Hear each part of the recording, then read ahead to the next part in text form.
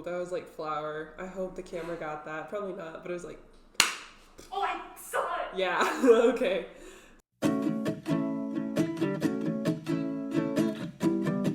Hi everybody, welcome back to my kitchen. My name's Olivia, and one of my favorite movies growing up was Emperor's New Groove, and I always wanted to try Kronk spinach puffs, and that's what we're going to be making today. So to start out, I'm going to be hand making the puff pastry that the filling inside is going to go into.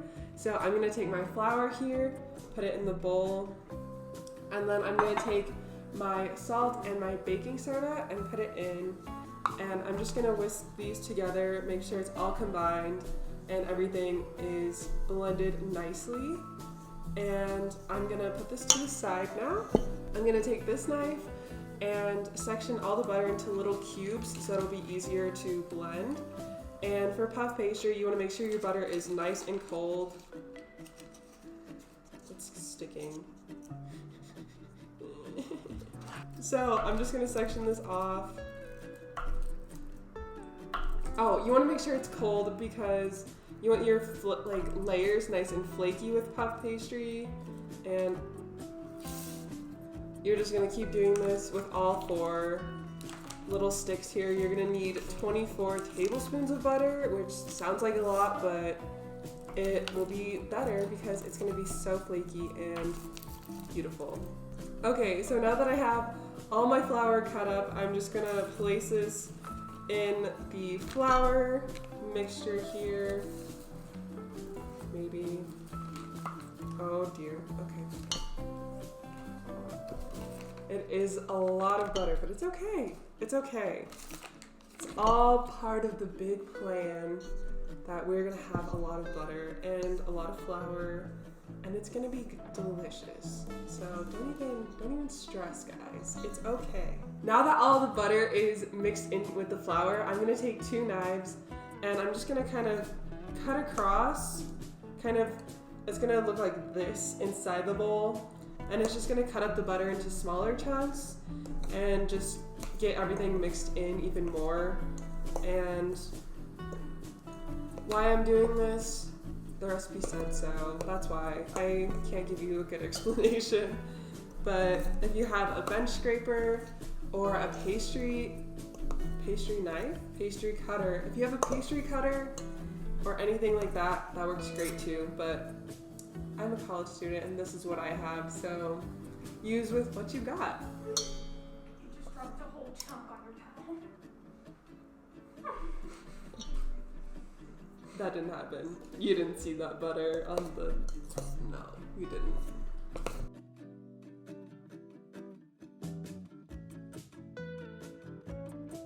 Okay, so the butter has been roughly chopped and combined even more with the flour. I'm gonna take this cold water and slowly just add this in one by one. It was just like a little splash. It just like sprinkled right off. I'm gonna slowly pour this in. That was really fast. So Okay. you're lying to the viewers now. I apologize for lying to my viewers. That was fast and I should have done it much slower, but it's okay. It's all gonna work. So now that that's combined, now that that's combined, I'm going to flour my surface, and I'm just gonna knead this together and form the pastry dough. So I'm gonna, oh, this is fun. Okay, so I'm gonna take this, oh no, oh no. Okay, I'm just gonna knead this together. It's super cold dough, which makes sense because it's cold butter and cold water that we mixed in. And just trying to get this into a nice consistency.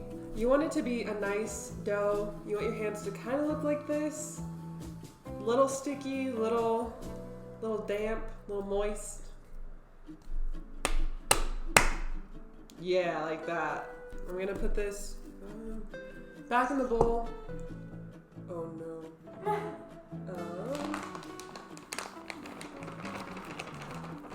Flour my surface again. Oh, that's a lot. I shouldn't have been looking at the camera. Okay, now I'm gonna take this, place it on here, got my handy dandy brand new rolling pin, and just roll this out. Oh, I should have floured my rolling pin. Oh no. Bro. This is not my day. Oh no. I need a minute. Cut the cameras. Pause it. Okay, so everything's floured. Gonna try again. And with puff pastry, it's a bit of a process, but that's okay. So you're gonna see that there are some butter chunks in the dough, and you want that because when it's in the oven, it'll be nice and flaky. And you want this pretty rectangular shaped. So I'm just gonna roll it out a little bit more. So I'm going to attempt to roll this. I'm gonna flip this side in the middle and then this side in the middle and do the same thing. It's going to go wrong. No, it's not gonna go wrong. Yes, it is. It's gluten-free dough. I should have put this on parchment paper.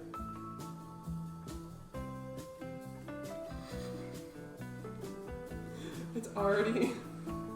Wait, I can use this. Like they do in cake pops. Oh no. Okay, this isn't working. Okay, so this might work a little bit better. I have this, this is used for cakes to lift off cake layers. Do it like a universal. Here's this. Am I in the shot? Do I look good? Yeah. Okay. So I'm gonna try this and just slide this under and kind of flip it really fast. Oh jeez. It's already like sticking. Oh no. Oh, okay. And then, oh, that was a lot of flour. Okay. Then I'm gonna kind of like put my hand underneath this. Okay. Could have gone a lot worse, could have gone a lot better, but this is flipped. Okay, this is good. This is good. And now I'm gonna do the same thing. I'm gonna take a little bit more flour just to put on this so it doesn't stick to the dough, and do the same thing. Okay, here we go. It made a hole. Oh no! It made a bigger hole! No! No! Okay, it's fine. It's cool. We're gonna do this halfway. Yay! Oh. Now we're gonna do this. Do you see how wrinkly that is? That should not be happening. Okay. Yay! Oh. So now that that's over, I'm gonna go from here, from the short side, and flip it again. Oh, it's okay. It's okay. You know, this little piece right here, it's okay. No one's perfect. Not me. Definitely not me. Okay, so now I'm gonna try and put this in parchment paper, and I'm gonna let it chill in the fridge for 20 minutes. So the dough has been chilling in the fridge for about 30 minutes, and I have floured it again, floured my rolling pin, and I'm just gonna quickly roll this out because we have to do this process 2 more times to get the flaky layers. And the reason why it needs to be in the fridge is because the butter will melt very quickly, and you really just want the butter to be as cold as possible going in the oven so it'll melt in the oven, giving you the flaky layers that you are looking for. Okay, so I'm going to turn my oven on.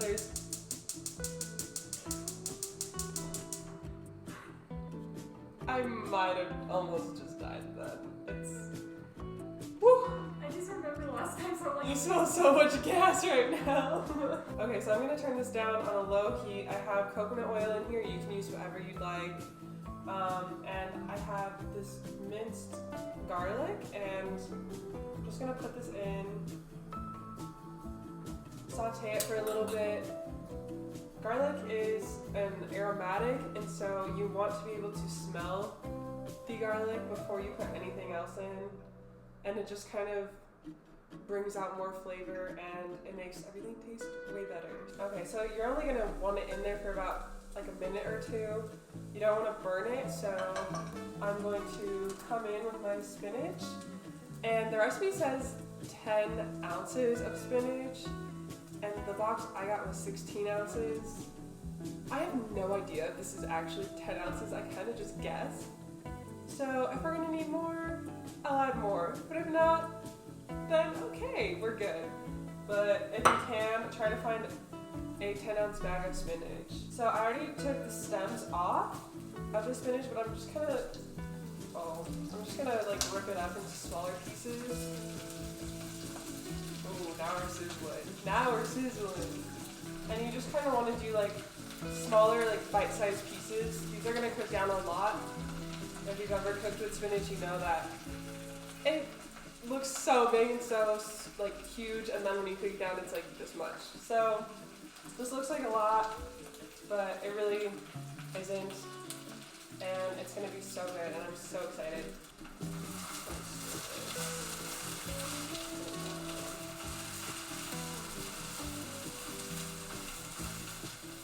Now that all the spinach is in the pan, it's cooked down a lot, and you can come and see that this is definitely darker, like color of green than it was before. And like I said, it's cooked down so much, it doesn't even look like a lot. I'm gonna take my seasoning now, which is salt, pepper, and nutmeg. And I'm just gonna pour that in, mix it around, make sure it is coating all of the leaves.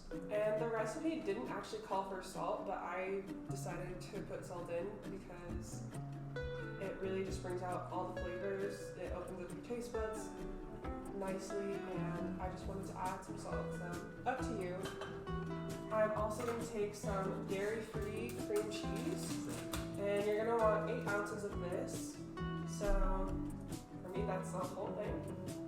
Wow, satisfying. That was so clean. And now I'm just going to break this up. And now I'm going to come in with the vegan mayonnaise. And I'm just going to pop this in right here.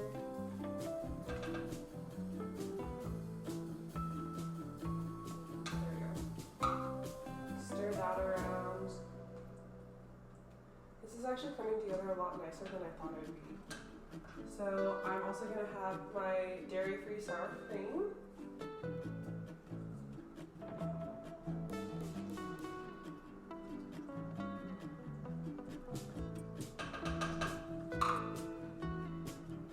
Now it's starting to bubble around the edges. That's good. We want that.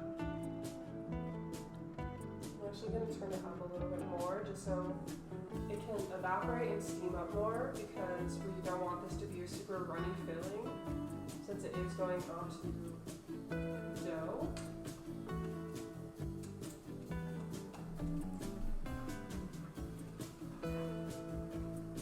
And last but not least, I'm going to take my dairy-free Daya mozzarella and pour that in. And this is going to take a little bit longer to melt just because it's dairy-free. And so we're just going to let this chill out for a bit. This will make it nice and melty and kind of combine all together. And with the steam, this is going to reduce down a lot. Okay, so I have my filling right here. I have my puff pastry and my egg wash ready to go. I have my pan. Let's start building. So I think the best way and easiest way to do this is assemble these on the pan, so I don't have to transfer after I've crafted the beautiful spinach puffs. So I'm gonna take this one, hopefully, and I'm gonna put it as a diamond because Kronk spinach puffs were kind of like this triangle shape, and you'll see how I'm gonna do this. It's hard to explain. but I'm gonna take a little bit of the filling. I don't want to take too much of it. Ooh, steamy. And I'm gonna place it in the middle right here. Kind of keeping it in like the center as much as I can. And then I'm going to fold this over. Oh Lord. I know. And then fold this over to make a triangle shape. Oh dear, I hope this works. Ta-da! And then I'm just gonna keep doing that for the rest of these, and I will see you when it's all done.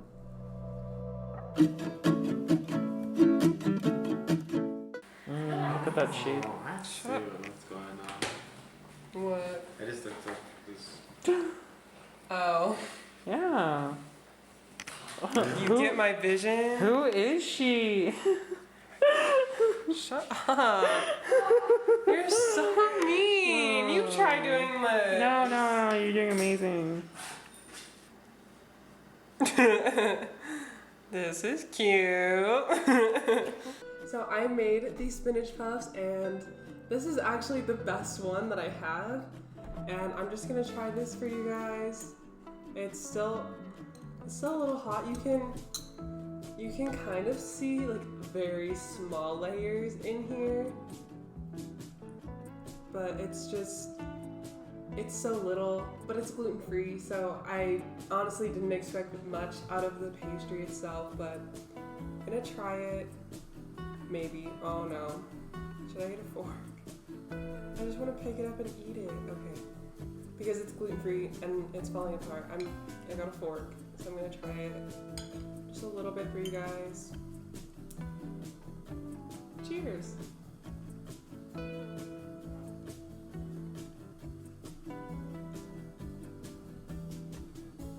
Okay. Wow.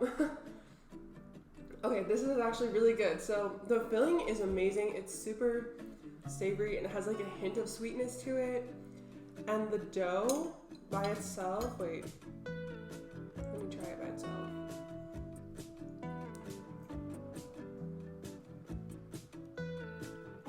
The dough is super moist, super buttery, not really flaky, but again, it's gluten-free. I definitely recommend trying this if you're gluten-free, vegan, dairy-free, whatever. And if you're not any of those things, make some that you can have with actual flour and actual dairy, because it's gonna taste way better than this, and this is already amazing. So I will see you guys next week.